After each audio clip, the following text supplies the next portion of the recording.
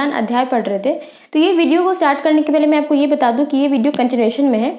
तो अगर आपने पिछला वीडियो नहीं देखा तो प्लीज़ पहले आप वो देख लो, फिर ये देखना, ताकि आपको अच्छे से समझ में आए। मैंने उस वीडियो की लिंक डिस्क्रिप्शन बॉक्स में एंड आई बटन पे डाल रखी है, you can check it from there. तो हमने जो है ज्वर निदान में उसके हेतु और संप्राप्ति पर्टिकुलर दोष के देख लिया है हमने। आज हम लक्षण में पढ़ेंगे और उसके बाद आगंतुज के बारे में पढ़ेंगे। तो सबसे पहले आता है वातज लक्षण। इसमें कौन कौन से लक्षण शो होंगे अगर वात की वजह से वो ज्वर हुआ है तो पहला आता है जो ज्वर है, जब वात की वजह से होगा तो उसमें सडन ऑनसेट दिखेगा और सडन एलिवेशन भी दिखेगा। जो टेम्परेचर होगा वो इरेगुलर होगा, मतलब कभी तो बहुत ही ज़्यादा इंक्रीज हो रहा है, कभी बहुत ज़्यादा डिक्रीज हो रहा है, मतलब उसमें बहुत ही ज़्यादा इरेगुलर शो होगा। और जो इसमें जो तीव्र डेट इज एक्यूटनेस और माइल्डनेस में भी इरेगुलरिटी होगी। तो अगर वात की वजह से ज्वर हुआ है तो ये तीनों लक्षण आपको दिखेंगे।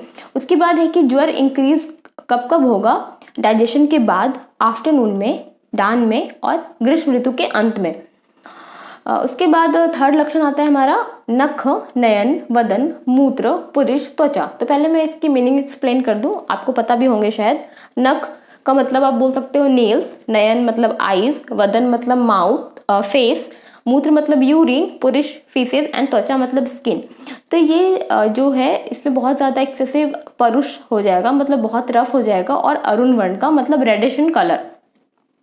फिर इस ज्वर के लक्षण में आपको वेदना भी दिखेगी। जो वेदना जो होती है वो चल अचल दोनों होती है, मतलब जो वेदना मूव भी करती है और फिक्स्ड भी रहती है। नेक्स्ट लक्षण है सुप्तता इन पाद, that is numbness, feet region में नमनेस हो जाएगी। फिर है पिंडिको उद्वेष्टन।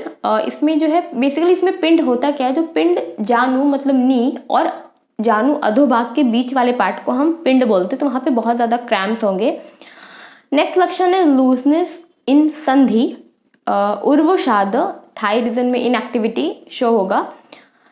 कटी, पार्श्व, पृष्ठ, स्कंद, बाह्य, अंश और उर। पहले हम इसका मीनिंग देखते हैं। कटी मतलब आप वेस्ट रीजन बोल सकते हो, पार्श्व मतलब लेटरल रीजन ऑफ चेस्ट और यू कैन से फ्लैंक्स, पृष्ठ मतलब बैक रीजन, स्कंद शोल्डर का रीजन, बाह्य आर्म, अंश जो स्कैपुलर रीजन होता है वो साइड, एंड उर अपर पार्ट ऑफ चेस्ट। तो इन सब में वेदना होगी। वेदना किस किस तरह से हो सकती है, भग्न, रुग्ण, मृदित, मथित, चटित, डेट इज ब्रेकिंग पेन होगी, ब्रशिंग पेन होगी, ग्राइंडिंग पेन होगी, churning, cracking, bursting and twisting pain होंगे। उसके बाद आता है जो जॉ है डेट इज धानु है, उसमें बहुत ज़्यादा स्टिफनेस हो जाएगी। नॉइज इन कर्ण, ईयर में कुछ स्पेसिफिक नॉइज आपको सुनाई देंगे। शंख रीजन, शंख बेसिकली टेम्पल रीजन होता है, ये एक मर्म होता है। आपका जो आई है उसका जो लेटरल साइड में, मतलब जहाँ पे आई का जो खत्म होता है उसको आप जब पीछे ले जाओगे तो वहाँ पे लेटरल साइड में, डेट इज लेफ्ट और राइट में, दो टेम्पल रीजन होते हैं, वहाँ पे आपको पेन होगा। आप उसके लिए गूगल भी कर सकते हो व्हाट इज टेम्पल रीजन, तो आपको अच्छे से समझ में आएगी। उसके बाद है कि माउथ में बहुत ज़्यादा माउथ में कषाय रस की फील होगी, ऐसा लगेगा आपने कुछ कषाय फूड को लिया हो, वैसा फील होता है। उसके बाद इसमें शो होता है अरस्य वैरस्य, डेट इज जो भी टेस्ट है ना उसका परसेप्शन लॉस हो जाएगा। मुख, तालु, कंठ, that is mouth, palate and throat बहुत ही ज़्यादा ड्राई हो जाएगा, शोष हो जाएगी। पिपाशा बहुत होगी उस पर्सन को, डेट इज थर्स्ट बहुत ज़्यादा लगेगा। फिर हृदय ग्रह, हृदय का जो फंक्शन जो होना चाहिए वो प्रॉपरली नहीं होगा। छर्दी, कास दोनों शुष्क हो जाएगी। फिर वेग है, डेट इज शवथु और उद्गार। उद्गार मतलब आप बोल सकते हो इरेक्टेशन, लाइक ढकार आप बोल सकते हो, और शवथु मतलब स्नीजिंग। तो ये सब अरेस्ट हो जाएगा, मतलब उसका रिटेंशन हो जाएगा, मतलब प्रॉपरली वो अच्छे से नहीं होगा अगर वो पर्सन को आ रहा भी होगा तो। उसके बाद प्रसेक होगा, बहुत ही ज़्यादा सलाइवेशन होगा, आरोचक होगा, खाने की इच्छा नहीं होगी। अविपाक, इंडाइजेशन होगा।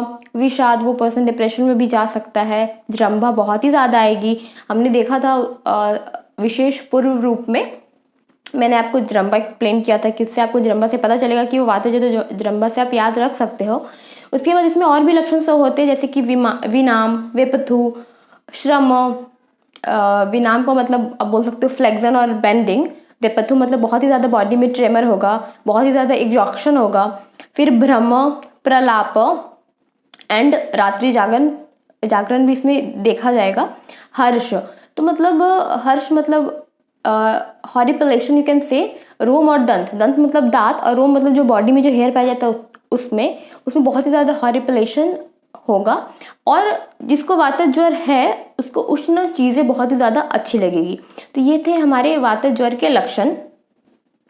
अब है पित्तज ज्वर। तो पित्तज ज्वर में सब देखा जाएगा कि ज्वर कब इंक्रीज होता है, इसमें जो ग्रेजुअली ज्वर इंक्रीज होगा, भुक्तस्य विदाह काल मतलब जब डाइजेशन का प्रोसेस हो रहा है तब, मध्य दिन, मिड डे में, अर्ध रात्रि, मिड नाइट में और शरद ऋतु में। इस टाइम पे देखा जाएगा जब ज्वर इंक्रीज हो रहा है तो मतलब वो पित्त ज्वर के कारण हो रहा है, मतलब पित्त की वजह से हो रहा है ज्वर। उसके बाद कटु आश्यता, माउथ में कटु रस वाली फील आएगी। फिर घ्राण, मुख, कंठ, ओष्ठ और तालु इन्फ्लेम हो जाएगा, बहुत ज़्यादा तृष्णा होगी। मध्य इंटॉक्सिकेशन, भ्रम होगा उस पर्सन को, मूर्छा होगी। फिर जो भी उसको छर्दी होगी मतलब जो भी वॉमिटिंग होगी उसमें पित्त दिखेगा, अतिसार होगा, अन्न द्वेष होगा, खाने की इच्छा नहीं होगी, प्रलाप होगा मतलब बकबक बकबक फालतू में किया जा रहा है। उसके बाद अपीयरेंस ऑफ कोथ। कोथ बेसिकली होता है कि अगर आपने देखा होगा कि अगर आपको कभी भी कोई भी मॉस्किटो बाइट करता है तो उसके बाद जो रैशेज हो जाते हैं उस तरह के रैशेज दिखेंगे इसमें। फिर नख, नयन, वदन, मूत्र, पुरुष त्वचा में हारित दैट इज ग्रीन और येलोइश वर्ण का हो जाएगा। और जो उसके बाद दाह होगा बहुत ही ज़्यादा, हाइपरप्रेक्सिया दैट इज इसमें बहुत ही ज़्यादा इंक्रीज हो जाएगा टेम्परेचर, एंड पर्सन बहुत ही ज़्यादा खेद में रहेगा, दैट इज बहुत ही ज़्यादा दुख में रहेगा। तो ये थे हमारे पित्त ज्वर के लक्षण। अब हम देखेंगे कफज ज्वर के लक्षण। तो कफज ज्वर के लक्षण में ज्वर इंक्रीज होता है कब कब, भुक्त मात्रे, फूड आफ्टर फूड, फोरनून के टाइम पे, पूर्व रात्रि दैट इज रात्रि के पहले इवनिंग में, और वसंत ऋतु में कफज ज्वर जनरली देखा जाता है। इसमें क्या होता है, गुरु गात्रम मतलब बॉडी बहुत ही ज़्यादा हैवी हो जाएगी, इसमें हेवी जैसा फील होगा। अन्न अभिलाषा, लॉस ऑफ एपेटाइट, श्लेष्म प्रसेक, सैलिवेशन होगा, उसमें सबसे ज़्यादा कफ का अमाउंट ज़्यादा रहेगा। मुख माधुर्य, माउथ में स्वीट रस दैट इज मधुर रस लगेगा कि आपने कुछ वैसा मीठा मीठा खाया वैसा लगेगा। हृदलासा, नौसिया वाली फील आएगी। हार्ट बीट जो डिक्रीज हो जाएगा, टेमेडनेस हो जाएगी, छर्दी होगा इसमें भी, और लेकिन फ्लैश में इसमें ज़्यादा निकलेगा। अग्नि जो है इसमें मृदु और मंद हो जाती है, वैसे अग्नि तो तीनों में मंद हो जाती है लेकिन कफज में कुछ ज़्यादा ही मंद हो जाती है। इसमें निद्रा बहुत ही ज़्यादा आता है, स्तंभ हो जाते हैं बॉडी, तंद्रा बहुत ज़्यादा ड्राउजीनेस लगती है, श्वास कास भी इसमें देखा गया है लक्षण। प्रतिशय भी that is running of nose and शैत्य, उस जिसको कफज ज्वर होगा उसको बहुत ही ज़्यादा ठंडी वाली फील होगी। एंड जिसमें जो नख, नयन, वदन, मूत्र, पुरुष त्वचा श्वेत हो जाएगा that is whitish in colour. And उसके बाद है इसमें पिंपल्स बहुत ही ज़्यादा अपीयर होते हैं, frequent appearance of large number of शीत पीडिका दैट इज पिंपल्स। और कफज ज्वर वाले पेशेंट को उष्ण द्रव्य बहुत ही ज़्यादा अच्छा लगेगा। तो ये थे हमारे लक्षण। तो हमारा नेक्स्ट पॉइंट है संसर्ग सन्निपात। तो इसमें ज़्यादा एक्सप्लेनेशन तो नहीं किया निदान स्थान में, ब्रीफ वे में, बट एक्सप्लेन वे में आपको चिकित्सा स्थान में मिलेगा। तो इसमें सबसे पहले हेतु बताया किस हेतु की वजह से संसर्ग और सन्निपात ज्वर हो सकते हैं। तो पहला तो है विषम आसन, मतलब आप इरेगुलर डाइट ले रहे हो, प्रॉपर तरीके से डाइट नहीं ले रहे हो, प्रॉपर रूल्स को फॉलो नहीं कर रहे हो, अंडरस्टैंड, फास्टिंग करने से। फिर जब ऋतु का जब चेंज होता है तो उस टाइम पे आप फूड हैबिट को अचानक चेंज कर रहे हो, मतलब कोई प्रॉपर प्रोसीजर को फॉलो करके आप नहीं चेंज कर रहे हो फूड हैबिट, तो इसकी वजह से भी संसर्ग और सन्निपात ज्वर हो सकते हैं। आप फूल स्मेल को इनहेल कर रहे हो, पॉइजनस वाटर को ले रहे हो, फिर आप हैबिटेशन कर रहे हो नियर पॉइजनस मटेरियल और माउंटेन, एंड फिर आप पंचकर्मा को प्रॉपरली तरीके से नहीं ले रहे हो, that is improper administration of panchakarma, that इसमें आ जाएगा स्वेदन, स्नेहन जो इसकी पूर्व रूप है, वमन, विरेचन, स्थापन, अनुवासन, बस्ती, सिरो विरेचन।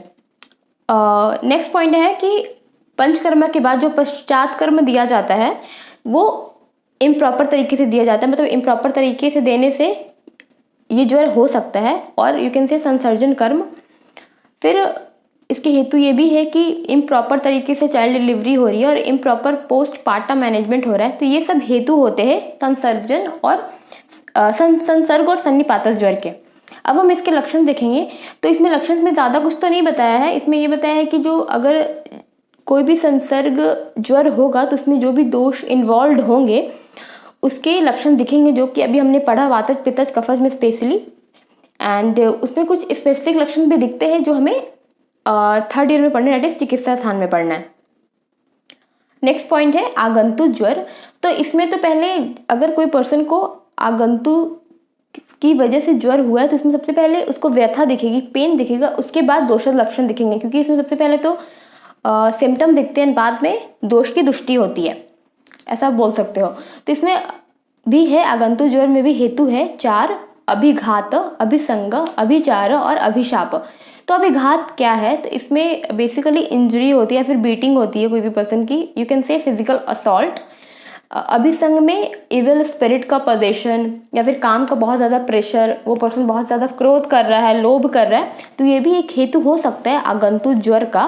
उसके बाद है अभिचार। तो इसमें सुपर नेचुरल पावर आ जाएगा या फिर मंत्र जो भी होता है उसका इम्प्रॉपर चैंटिंग करना, और यू कैन से मैजिकल स्पेल। लास्ट है हमारा हेतु अभिशाप। इसमें एल्डर, गुरु और ब्राह्मण से जो भी कर्ष होता है, किसी पर्सन को वो श्राप देते हैं, तो वो ये अभिशाप में आ जाएगा। तो ये चारों बेसिकली हेतु है आगंतुक ज्वर का। उसके लक्षण हमें यहाँ पे नहीं पढ़ना है, ये हमें चिकित्सा स्थान में पढ़ना है। हम इसकी चिकित्सा देख लेते हैं, वो छोटू सा है। तो इसमें जो चिकित्सा होती है आगंतुक ज्वर की बेसिकली 2 तरह से होती है, एक तो दैव व्यपाश्रय चिकित्सा और एक युक्ति व्यपाश्रय चिकित्सा। तो दैव व्यपाश्रय चिकित्सा में बलि या फिर कोई स्पिरिचुअल एक्ट, ऑस्पिशियस एक्ट देना चाहिए या फिर यज्ञ कराने चाहिए, तो ये दैव व्यपाश्रय चिकित्सा में आती है। युक्ति व्यपाश्रय में आप अनशन दैट इज फास्टिंग कर सकते हो, लघु आहार ले सकते हो, एंड क्वाथ, काढ़ा और यू कैन से औषध या फिर वैसे विहार फॉलो कर सकते हो। तो ये दोनों चिकित्सा थी बेसिकली आगंतुक ज्वर की। वैसे अब है पूर्व रूप। वैसे पूर्व रूप तो लक्षण के पहले होना चाहिए, लेकिन बुक में पूर्व रूप बाद में बताया, इसलिए मैं बाद में बता रही हूँ। तो इसमें पहला पूर्व रूप आता है मुख वैरस्य, मतलब माउथ में पूरा डिस्टेस्टलेसनेस फील होगी। गुरुगात्र, बॉडी बहुत ही ज़्यादा हेवी फील होगा। अनअभिलाषा, खाने की इच्छा नहीं होगी। कंजेशन इन आई, लैक्राइमेशन, अश्रु निकलेगा, यू कैन से। अति निंद्रा, बहुत ज़्यादा नींद आएगी। अरति, रेस्टलेसनेस। जृंभा, यॉर्निंग। फिर है विनाम एंड वेपथु। तो विनाम मतलब मैंने बताया था फ्लेक्शन या फिर बॉडी की बेंडिंग हो जाती है, एंड वेपथु मतलब ट्रेमर हो जाती है। उसके बाद है श्रम, भ्रम, प्रलाप, वो बड़बड़ किए जा रहा है, जागरण करता है। आफ्टर दैट हर्ष ऑन रोम एंड दंत, बॉडी हेयर एंड जो टीथ में उसमें हॉरिपिलेशन वाली फील आएगी। फिर शब्द, शीत, वात और आतप को वो सहन भी करेगा, असहन भी करेगा, मतलब ऐसे फ्रिक्वेंटली शो होगा ज्वर के पूर्व रूप में। आरोचक, अविपाक दैट इज इनडाइजेशन। दौर्बल्य, पर्सन बहुत ज़्यादा वीक हो जाएगा, उसको वीकनेस वाली फील आएगी। अंग मर्द, जो पूरी बॉडी में डेबिलिटी वाली फील आती है। सदनम, यू कैन से लैसिट्यूड और थकान, फैटिग्यू। श्रम, अल्प प्राणता, बहुत ज़्यादा उसको लो वाइटलिटी वाली फील होगी। आलस्य, बहुत ज़्यादा लेजी फील होता है। नेक्स्ट पूर्व रूप है कि जितने भी जो रेगुलर फंक्शन होते हैं वो सब लॉस हो जाएगा, काम करने की उसको इच्छा नहीं होगी। फिर वो गुरु की जो इंस्ट्रक्शन गुरु ने दिया है उनको वो प्रॉपरली वो फॉलो नहीं करते, उसको फिर डिसलाइक फॉर चिल्ड्रेन। फिर वो माला हो गया, लेप हो गया या फिर अन्न का यूज़ करने के लिए उनको मन ही नहीं करता। मधुर रस को भी या फिर मधुर जितने भी मधुर अन्न होते हैं वो सबको उनको पसंद नहीं आता, और अम्ल, लवण और कटु उनको बहुत अच्छा लगता है। तो ये बेसिकली पूर्व रूप है ज्वर के। तो ये आपको कब दिखेंगे? ये जो पूर्व रूप अभी हमने भी देखा, ये तो टेम्परेचर जब आता है, मतलब जब ज्वर होता है उसके स्टार्टिंग में ही दिखते हैं या फिर उसके पहले दिखेंगे। और ये कभी कुछ सिम्टम्स तो लक्षण में भी दिखेंगे, मतलब रूप में भी दिखते हैं। अब है माइथोलॉजिकल ऑरिजिन ऑफ ज्वर। तो इसमें बोला गया है कि माइथोलॉजी के हिसाब से ज्वर को क्या बताया है। तो ज्वर बेसिकली ऐसा बताया गया संहिता में, माहेश्वर दैट इज शंकर जी, शिव जी, उनका क्रोध का आउटकम ज्वर है। ये करता क्या है? ये प्रज्ञा को, मतलब इंटेलिजेंस को, बल को, वर्ण को, हर्ष को, उत्साह को कम करता है और प्रोड्यूस करता है श्रम, क्लम, मोह और अपरोध।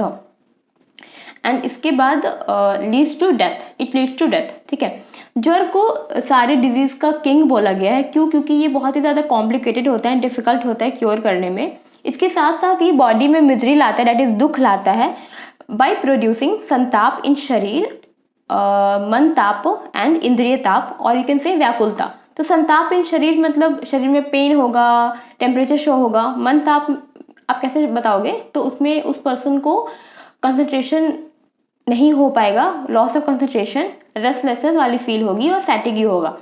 इंद्रिय ताप में आप बोल सकते हो कि जितना भी सेंसरी परसेप्शन होता है वो सब लॉस कर जाएगा वो पर्सन। तो ये था माइथोलॉजिकल ऑरिजिन ऑफ ज्वर। अब हम उसकी चिकित्सा देखेंगे, जो हमारा आज का लास्ट पॉइंट है। तो अगर पूर्व रूप है या फिर इनिशियल स्टेज है ज्वर का, तो उस समय लंघन देना चाहिए या फिर लघु वासन देना चाहिए। तो लंघन में बेसिकली जब आप पढ़े होंगे 14th अध्याय ऑफ अष्टांग हृदय द्विधोपकरणीयम, तो उसमें आपने देखा होगा लंघन के 7 टाइप्स होते हैं। तो उस 7 टाइप्स में एक तो फास्टिंग भी आता है और एक लघु आहार भी आता है, ठीक है। तो अगर वात की वजह से, वात ज्वर है, वात की वजह से ज्वर हुई है, तो उसमें हमें लंघन में हमें लघु आहार के फॉर्म में देना है। वैसे नॉर्मली ज्वर का जो चिकित्सा होता है वो लंघन होता है, that is fasting, you can से अनशन, क्योंकि ज्वर में अग्नि मांद हो जाती है। एंड आप जानते हो कि जो ज्वर का जो मेन स्थान है वो आमाशय है, एंड वहाँ पे अग्नि मांद हो जाती है। तो हमें वैसी चीज़ें देनी है जिसमें ज़्यादा अग्नि का यूज़ नहीं हो डाइजेशन के लिए, तो हमें हल्की चीज़ें देनी है या फिर अनशन करना, दैट इज फास्टिंग करना है। फिर दोष के बेसिस पे हम क्या क्या कर सकते हैं, कषाय पान मतलब क्वाथ दे सकते, काढ़ा दे सकते, अभ्यंग करा सकते, स्नेहन, स्वेदन, प्रदेह दैट इज ऑइंटमेंट का एप्लीकेशन कर सकते हैं, परिषेक कर सकते हैं, अनुलेपन, वमन, विरेचन, अस्थापन बस्ती, शमन दैट इज शमन औषध हम यूज कर सकते हैं, नस्य, धूमपान, अंजन एंड शीर भोजन, मतलब जो भी मिल्क से बने हुए सामान होते हैं वो हम दे सकते हैं, लेकिन वो डिपेंड करेगा दोषास पे। फिर एक स्पेसिफिक पॉइंट बताया है जीर्ण ज्वर में घृत पान बहुत ही ज़्यादा इंपॉर्टेंट रहता है। तो इसमें ये जो घृत पान है वो त्रिदोषहर है, मतलब तीनों दोष के लिए काम आएगा। कैसे काम आएगा वो हम देखेंगे।